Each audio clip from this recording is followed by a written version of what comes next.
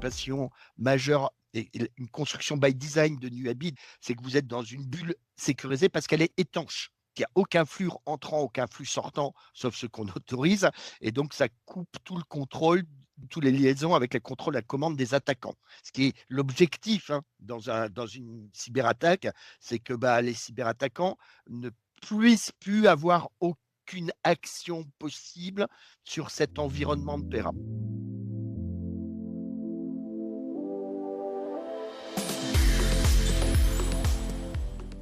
J'ai récupéré mon dernier backup sur mon infra on-prem que je venais d'éteindre.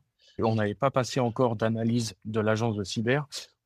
Et c'est là où j'ai validé avec les équipes Nuami qui ont été plutôt rassurantes, qui ont répondu toujours présentes.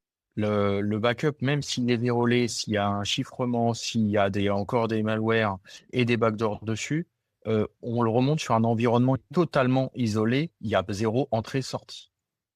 Donc, je me suis dit, là, je peux, entre guillemets, du coup, prendre ce risque mesuré, récupérer mon backup SQL, remonter la sauvegarde qui fait plusieurs gigas sur l'instance qu'on va appeler la bulle sécurisée, et on a pu voir qu'il n'y avait rien.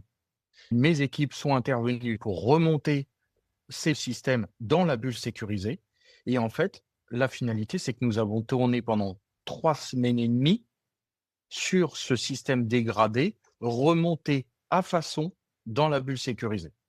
Et donc, on voit un contexte où vous avez fonctionné dans le cloud, sur nos espaces de secours. Donc, c'est Exactement. quelque part une activation en mode secours. On n'a plus confiance dans son VPN, on n'a plus confiance dans ses éléments de sécurité. Help, on a construit cette notion de connexion sécurisée, étanche, et que c'est comme ça que vos utilisateurs ont travaillé pendant 3-4 semaines. Donc, comment ça s'est passé sur la connectivité? Comment les utilisateurs ont continué à travailler en confiance sur le système qui a redémarré dans le cloud? Pour la reconnexion utilisateur, vu que j'étais au tout début de la phase d'analyse côté agence de cyber, je ne savais pas si mon tenante Microsoft était percée également. Mon AD local, lui, il était éteint, inaccessible. Donc, je me suis dit, là, j'ai plus le choix. Il faut que j'utilise la reconnexion utilisateur Nuabi. Et on a fait un call. Ils m'ont mis à dispo l'outil pour que je puisse moi-même administrer et ajouter des utilisateurs.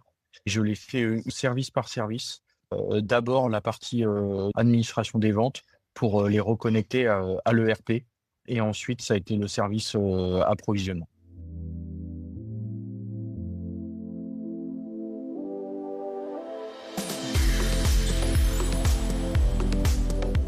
C'est qu'on vienne mettre en place un système de VPN, notamment basé sur de l'OpenSense et du Softether, une notion de bulle sécurisée, c'est-à-dire que on va mettre en place un système qui permet nativement sur du Windows, Linux, Mac, de pouvoir se reconnecter à l'environnement cloud en étant du coup complètement indépendant d'autres types de services, d'appliances qui pourraient être corrompus et qu'on puisse mettre en place soit en amont, soit à la volée, comme on l'a fait avec Thomas, qu'on puisse mettre à disposition le plus rapidement possible cette partie-là et que les utilisateurs puissent se reconnecter à l'infrastructure.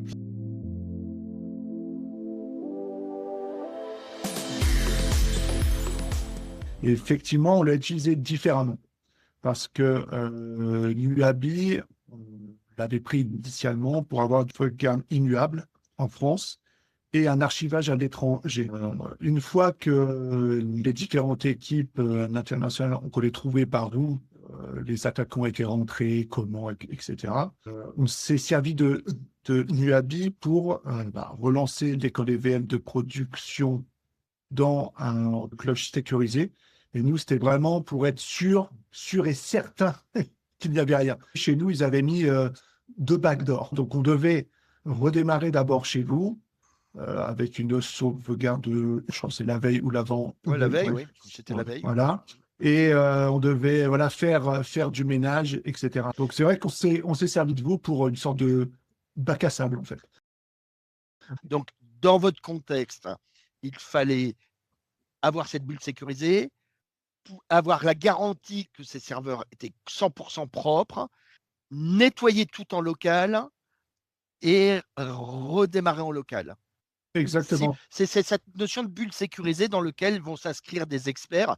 Donc, ça, Exactement. c'est dans un contexte de scénario de cyber, ce sujet de est-ce que je peux redémarrer en local ou est-ce que je ne peux pas redémarrer en local, c'est quelque chose que l'on travaille beaucoup avec tous nos clients parce qu'il n'y a pas un contexte d'entreprise qui est identique. Donc, la notion de cyber-résilience, et ça on insiste beaucoup, c'est pas que le sujet de redémarrer des VM, c'est le sujet de reconnecter le SI à des utilisateurs et de reconnecter le système d'information à un système qui soit industriel, d'IoT, etc. Et ça, c'est fondamental. Donc, merci pour ces 2 retours d'expérience qui montrent bien des différences d'approche par des différences de contraintes business, quoi.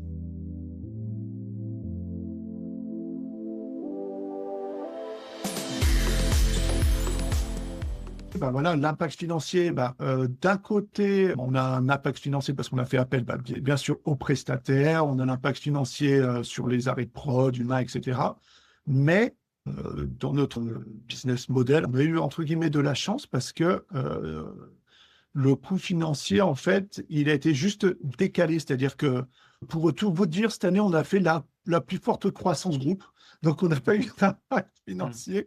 Ça a juste Ah, c'est été bien. décalé de 2 à 3 jours, en fait. Voilà. Et Ouais, donc, ça, on c'est a eu des frais plus conséquents, normal. Ça, après, on le sait.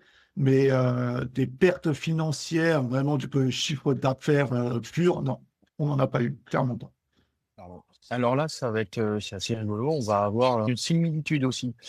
Sur le mois de décembre, on a fait notre plus gros chiffre de l'année et on a rattrapé notre retard, que ce soit en CA ou en marge, le tout en tournant sur un système de secours en mode dégradé avec des équipes réduites. Donc au final, pas de perte financière, bien au contraire.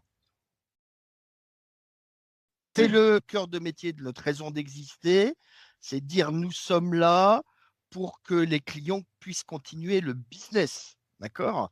Donc là, c'est réussi à 100%.